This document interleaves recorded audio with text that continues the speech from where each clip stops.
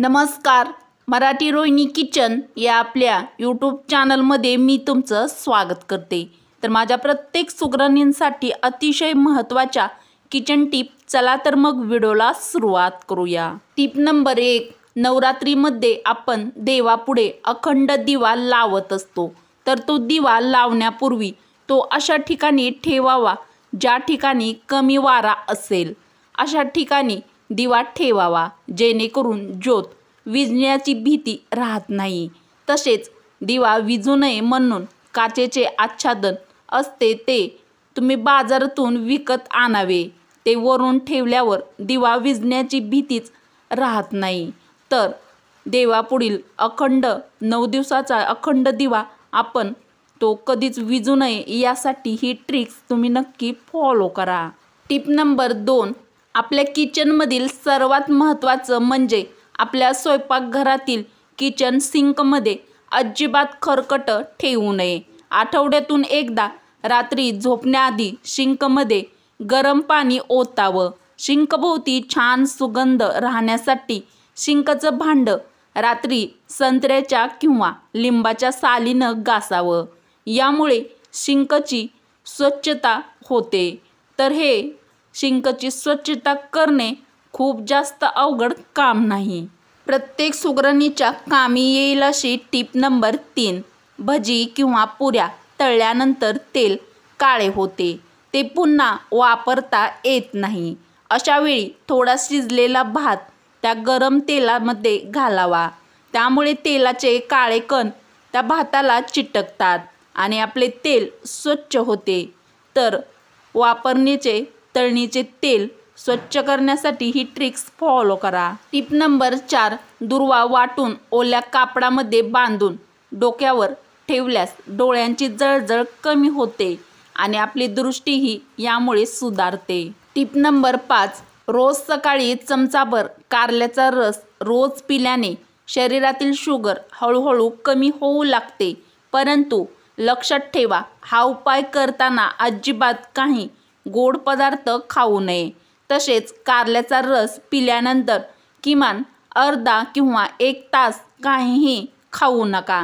तर तुम्हाला पण तुमची शुगर कमी करण्यासाठी तुम्ही ही टिप ट्राय करू शकता. सुगरणींच्या कामी येईल अशी टिप नंबर 6. बटाटे देखील डायरेक्ट पाण्यात न वाफवता कुकरच्या तळाशी पाणी घालून डब्यात वाफवावेत. म्हणजे बटाट्यामध्ये पाणी शिरत नाही आणि बटाटे छान कोरडे वाफवले जातात. अतिशय उपयुक्त टिप आवडली असेल तर पटापट एक लाईक नक्की करा. Tip number 7. किचन टाईल्स साफ करताना खाण्याचा सोडा टाकून स्पंजने पुसून घेतल्याने किचन टाईल्स चमकदार साफ होतात. Tip number 8. फ्रीजमध्ये मंद सुगंध दरवळत राहण्यासाठी कापसाच्या बोळ्यावर थोडा व्हॅनिला एसेन्स टाकून तो बोळा फ्रीजमध्ये ठेवावा. Tip number 9. तंदुरी रोटी बनवताना त्यात मैद्याऐवजी तुम्ही गव्हाचं पीठ वापरावे. कारण तंदूर रोटी जास्त खाल्ल्याने आपल्याला हृदयरोगाचा धोका वाढतो. प्रत्येक सुगरणीसाठी खास टिप नंबर 10. साबुदाणा वडे बनवताना त्यामध्ये थोडे भगरीचे पीठ अवश्य घालावे. यामुळे साबुदाण्याचे वडे मस्त खूप छान कुरकुरीत असे होतात. Tip number 11. कच्चा कांदा खाल्ल्याने उच्च रक्तदाब नियंत्रणात राहतो. तसेच ब्लॉक झालेल्या नसा देखील यामुळे मोकळ्या होतात. तसेच हृदयविकाराचा धोका देखील यामुळे कमी होतो. प्रत्येक सुगरणीसाठी अतिशय महत्त्वाची टिप नंबर 12. वाल रात्री पाण्यात भिजत घालून ते दुसऱ्या दिवशी फडक्यात न बांधता एखाद्या कुंडीत पसरावे. त्यावर थोडी माती टाकावी. यामुळे लवकर मोड येतात. तर वालाला लवकर मोड येण्यासाठी तुम्ही ही ट्रिक्स फॉलो करा. Tip number 13. छोले भटुरे करतेवेळी भटुरेचे पीठ मळताना मैद्यात थोडा उकडलेला बटाटा कुस्करून टाकावा. त्यामुळे भटुरे छान असे फुगतात आणि मऊ देखील राहतात. प्रत्येक गृहिणीच्या कामी येईल अशी टिप नंबर 14. अनेकदा आपण कडधान्य भिजत घालायला रात्री विसरतो. पण जर तुम्ही कडधान्य भिजत घालायला विसरला असाल तर ते शिजवताना त्यात थोडासा सोडा अवश्य घालावा. पावसाळा स्पेशल. पावसाळ्यामध्ये प्रत्येक गृहिणीच्या कामी येईल अशी टीप नंबर 15. पावसाळ्यात अनेकदा मिठाला पाणी सुटते. यामुळे मिठाच्या भरणीत थोडेसे तांदूळ टाकावे. यामुळे मीठ मोकळे राहते. टीप नंबर 16. सफरचंद कापले. ऑक्सिडेशन रिॲक्शनमुळे ते काळे पडतात. त्यामुळे सफरचंद कापल्यानंतर त्यावर लिंबाचा रस किंवा व्हिनेगर लावा. यामुळे ते अजिबात काळे पडणार नाही. सॅलड करताना तुम्ही ही टीप नक्की वापरावी. टीप नंबर 17.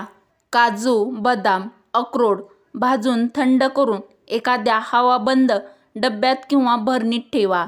त्यामुळे ते खवट होणार नाही, तसेच ते कडक देखील राहतील. टीप नंबर 18. लसूण सोलणे हे सर्वात अवघड काम समजले जाते. मात्र लसूण पटकन सोलण्यासाठी तो 1 मिनिट ओव्हनमध्ये गरम करा. त्यानंतर एका घट्ट झाकणाच्या डब्यात घालून तो जोरात हलवा. त्यामुळे लसणाच्या पाकळ्या निघून जातील.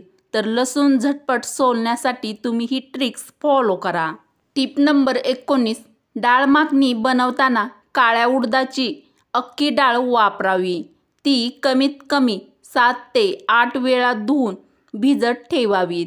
यानंतर ती डाळ न धुता शिजवा. यामुळे डाळीला एक विशिष्ट चव येते.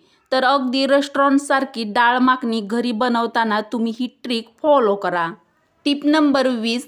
जैन जेवण बनवताना कांदा किंवा लसणाचा वापर करता येत नाही. त्यामुळे जैन जेवण चविष्ट बनवण्यासाठी त्यामध्ये ओवा आणि हिंगाचा तडका द्या. जेवण हॉटेलसारखे एकदम टेस्टी असेच होईल. टीप नंबर 21. दही चांगले घट्ट लागण्यासाठी कोमट दुधात दही घातल्यानंतर त्यात हिरव्या मिरचीचे 3 ते 4 देठ टाकावेत. त्यामुळे दही घट्ट लागते. मिरचीच्या देठात एक विशेष घटक असतो. त्यामुळे दही छान असे घट्ट होते. टीप नंबर 22. शेंगदाणे ओव्हनमध्ये छान भाजले जातात. एका विशिष्ट तापमानावर शेंगदाणे भाजा. यामुळे शेंगदाण्याला खूप अशी छान चांगली चव येते. टीप नंबर 23. घराच्या कोपऱ्यामध्ये बोरिक पावडर टाकून ठेवले तर घरातील झुरळे यामुळे नाहीसे होतात.